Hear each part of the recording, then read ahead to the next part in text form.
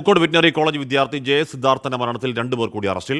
വിദ്യാർത്ഥികളായ കോഴിക്കോട് സ്വദേശി നസീഫ്, ആലപ്പുഴ സ്വദേശി അഭി എന്നിവരാണ് പിടിയിലായത്. ഇതോടെ കേസിൽ അറസ്റ്റിലായവരുടെ എണ്ണം 20ആയി. സുർജിത്ത് അയ്യപ്പത്ത്, സുർജിത്ത്, CBI അന്വേഷണ പ്രഖ്യാപനത്തോട് അന്വേഷണ സംഘത്തിന്റെ പ്രതികരണമുണ്ടോ?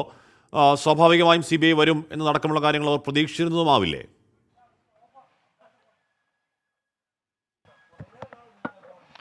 തീർച്ചയായും എന്തായാലും ഈ അന്വേഷണത്തിന്റെ വഴിയിൽ ഇപ്പോൾ 20ാമത്തെ പ്രതിയെ കൂടി പിടികൂടിയിരിക്കുന്നു. ഈ കേസിൽ നേരത്തെ 18 പേരെയാണ് റിമാൻഡ് ചെയ്തിരുന്നത്. ഇപ്പോൾ 2 പേർ കൂടി അറസ്റ്റിലായിരിക്കുകയാണ്. ഒരാൾ കോഴിക്കോട് സ്വദേശിയായ ആളാണ്, നസീഫ് എന്നാണ് അദ്ദേഹത്തിന്റെ പേര്. അദ്ദേഹം അവിടുത്തെ സീനിയർ വിദ്യാർത്ഥിയാണ്, അതായത് സിദ്ധാർത്ഥന്റെ സീനിയർ വിദ്യാർത്ഥിയാണ്. മറ്റൊരാൾ അബിയാണ്, അബി ജൂനിയർ വിദ്യാർത്ഥിയാണ്, ആലപ്പുഴ സ്വദേശിയാണ്.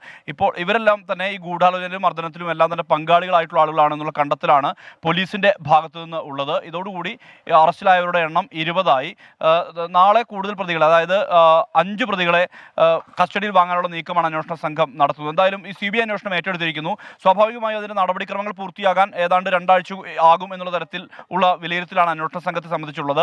അതുകൊണ്ട് തന്നെ അതിനിടയിൽ പരമാവധി വിവരങ്ങൾ ശേഖരിക്കുക, തെളിവുകൾ ശേഖരിക്കുക എന്നുള്ള ലക്ഷ്യമാണ് പോലീസ് ലക്ഷ്യം വയ്ക്കുന്നത്. എന്തായാലും ഈ സംഭവം ഉണ്ടായി സിദ്ധാർത്ഥന്റെ സംസ്കാരം നടക്കുന്ന 20ആം തീയതി തന്നെ ഇവിടുത്തെ പോലീസ് DYSP, കൽപ്പറ്റ DYSP സജീവന്റെ നേതൃത്വത്തിലുള്ള സംഘം ഇത് റാഗിംഗ് പരിധിയിൽ വരുന്നതാണ് എന്നുള്ള തരത്തിലുള്ള വിവരത്തിന്റെ അടിസ്ഥാനത്തിൽ നേരിട്ട് യൂണിവേഴ്സിറ്റിക്ക് കത്ത് നൽകിയിരുന്നു.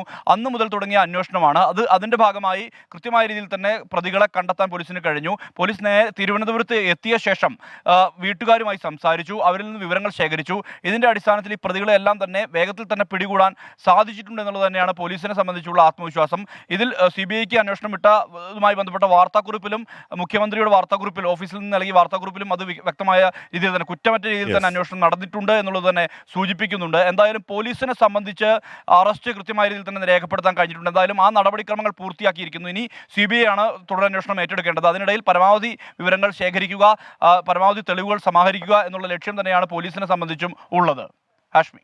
സുർജിത്ത് അയ്യപ്പത്താണ്. 2 പ്രതികൾ കൂടി പിടിയിലായിട്ടുണ്ട്. മൊത്തം 20 പ്രതികൾ ആ കേസിൽ പിടിയിലായി.